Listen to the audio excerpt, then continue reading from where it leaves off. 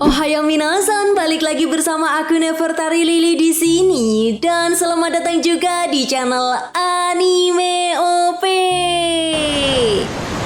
Gimana nih kabar kalian semua? Semoga selalu diberikan kesehatan ya, karena apapun yang kita miliki saat ini adalah hadiah terbaik yang kita dapatkan. Jadi jangan lupa untuk selalu bersyukur, oke? Oke, balik lagi ke pembahasan One Piece ya guys. Nah, seperti yang kita tahu ya guys, di chapter 1123 kemarin, akhirnya Oda Sensei benar-benar akan segera memulai Ars Elbaf dengan diperlihatkannya kelompok bajak laut topi jerami dan bajak laut raksasa yang berlayar meninggalkan Pulau Egghead. Tentu saja hal ini pun seolah menjadi sebuah petunjuk jika di chapter 1124 nantinya, kita akan memasuki Ars transisi sebelum masuk ke Ars Elbaf. Artinya, jika kita melihat pola yang selalu diberikan oleh Oda Sensei ketika memasuki Ars transisi, biasanya kita akan mendapatkan beberapa informasi penting yang berkaitan dengan Ars Elbaf. Contohnya saja, seperti bocoran awal konflik apa yang akan terjadi di Ars tersebut. Nah, sampai di sini Mimin Lily sih curiga jika di Ars Elbaf nantinya akan ada sebuah konflik yang akan dihadapi oleh kelompok bajak laut topi jerami, di mana konflik ini akan berkaitan tentang perebutan Road Poneglyph terakhir.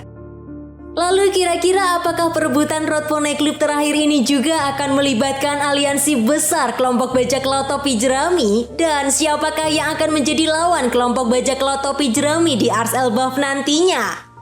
Oke deh, tapi sebelum masuk ke pembahasannya, jangan lupa untuk like video ini dulu ya guys, sebagai dukungan kalian semua untuk channel ini ke depannya. Dan tentunya biar aku tambah semangat lagi ngontennya. Nah, jika sudah, terima kasih banyak dan yuk tonton videonya sampai selesai ya, let's go! Guys, pembahasan kali ini akan kita awali dari perjalanan kelompok bajak laut topi jerami yang sedang menuju ke Pulau Elbaf. Menariknya, di momen ini kita bisa melihat beberapa informasi penting yang terjadi di seluruh penjuru dunia One Piece setelah pesan siaran Dr. Vegapunk berakhir. Kita pun bisa melihat reaksi orang-orang di seluruh penjuru dunia One Piece yang tampak cemas dengan kemungkinan terburuk yang akan terjadi di dunia One Piece.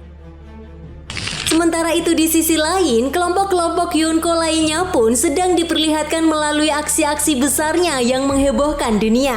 Ya, organisasi Cross Guild, bajak laut Akagami, dan bajak laut Kurohige, mereka semua telah melakukan pergerakan besar yang saling berkaitan guys. Oh iya, seperti yang kita tahu juga, baru-baru ini memang kita melihat bahwa bajak laut Kurohige telah melakukan pergerakan agresif mereka, termasuk melakukan penculikan kepada Carlot Pudding. Yap, tujuannya sendiri guys, karena Pudding memiliki kemampuan untuk bisa membaca Poneglyph. Selain itu, misi dari kelompok bajak laut Kurohige yang berhasil mengkopi wujud dari Gorosei Saturnus pun tampaknya akan berkaitan dengan pergerakan kelompok bajak laut Kurohige untuk mendapatkan senjata kuno. Ya, perlu diingat ya guys, Dr. Vegapunk sendiri mengatakan bahwa pemerintah dunia memiliki salah satu senjata kuno. Dengan kata lain, fokus utama dari kelompok bajak laut Kurohige saat ini bukan hanya mendapatkan Road Poneglyph terakhir, tetapi mereka berencana untuk mendapatkan senjata kuno. Sementara itu, kita juga diperlihatkan pergerakan yang dilakukan oleh organisasi Cross Guild. Ya, rupanya guys, Crocodile berencana ingin mendapatkan kekuatan tambahan dengan merekrut anggota-anggota baru mereka, termasuk melakukan diplomasi kepada kelompok bajak laut Big Mom. Yap, Crocodile sadar guys, setelah Yonko Big Mom lengser, para bajak laut Big Mom ini tidak memiliki pemimpin lagi. Sehingga Crocodile pun akan memanfaatkan momen ini untuk bekerja sama dengan mereka, termasuk mendapatkan harta karun One Piece. Jadi ini akan sangat menarik jika nantinya anggota bajak laut Big Mom mau bekerja sama dengan organisasi Cross Guild. Maka bukan hal tidak mungkin jika Katakuri ingin meminta bantuan Cross Guild untuk menyelamatkan Carlot Pudding. Sehingga pertempuran di antara dua kelompok ini pun pastinya akan sangat seru guys. Sementara itu di sisi lain, setelah melakukan pergerakan dari Pulau Elbaf, akhirnya kita bisa melihat kelompok bajak laut rambut merah yang tiba di suatu tempat. Namun sayangnya belum diketahui pasti ya guys, di manakah tempat ini. Tetapi yang jelas, Shanks dan krunya berencana untuk mencari keberadaan Bartolomeo yang sebelumnya telah membuat masalah dengan kelompok bajak laut rambut merah. Selain itu, rupanya Shanks juga berencana untuk mencari keberadaan Pulau Zoo. Karena Shanks seperti yang kita tahu, dua salinan rod poneglyph yang Shanks dapatkan dari kelompok bajak laut Kid adalah salinan rod poneglyph milik Big Mom dan salinan rod poneglyph yang ada di negeri Wano. Artinya kelompok bajak laut rambut merah kurang mendapatkan dua salinan rod poneglyph lagi untuk bisa mendapatkan harta karun One Piece. Di mana rod poneglyph tersebut yang berada di Pulau Zoo dan rod poneglyph terakhir yang keberadaannya masih belum diketahui pasti. Namun satu hal yang perlu kita garis bawahi di sini adalah pada buklet Rock to Laugh Tale, Oda Sensei pernah menjelaskan bahwa rod poneglyph terakhir ada di salah satu dari 3 tempat, yaitu Pulau Vira, Pulau Hachinosu, dan Pulau Elbaf. Nah, jika rod poneglyph terakhir memang benar ada di Pulau Elbaf, maka artinya Shanks hanya kurang mendapatkan rod poneglyph yang ada di Pulau Zoo. Jadi makin curiga ya guys, dengan kelompok bajak laut rambut merah. Kenapa Shanks terlihat buru-buru meninggalkan Pulau Elbaf dan tidak menunggu kehadiran kelompok bajak laut topi jerami di Pulau Elbaf? Padahal kita semua tahu kan, kedatangan Dory dan Brogy ke Pulau Egghead sebenarnya adalah perintah dari Shanks. Mungkinkah semua ini rencana dari Shanks untuk menghambat kelompok bajak laut topi jerami mendapatkan harta karun One Piece? Apalagi dalam siaran Dr. Vegapunk dikatakan bahwa orang atau kelompok yang mendapatkan harta karun One Piece akan menjadi penentu untuk dunia One Piece ke depannya.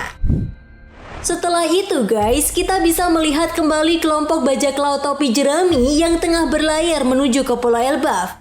Nah, di sini kelompok bajak laut raksasa memberikan informasi kepada Luffy dan anggota bajak laut topi jerami bahwa ada seseorang yang telah menunggu mereka di sana.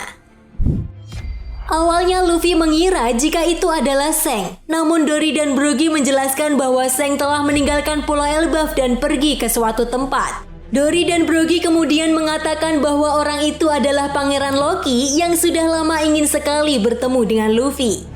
Ya, hal ini karena Luffy sendiri memiliki perwujudan Nika layaknya dewa matahari yang ada di Elbaf.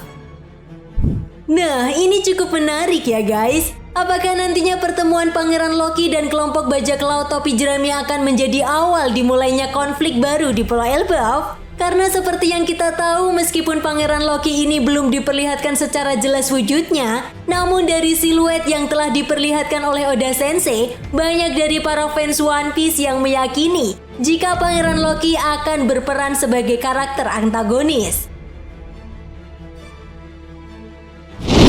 Oke, kayaknya cukup segini dulu ya guys pembahasan kita kali ini tentang analisa apa yang akan terjadi di chapter 1124 ke depannya. Nah, jika kalian punya pendapat lain, silahkan tulis pendapat kalian di kolom komentar ya. Dan sampai jumpa di pembahasan berikutnya. Bye-bye.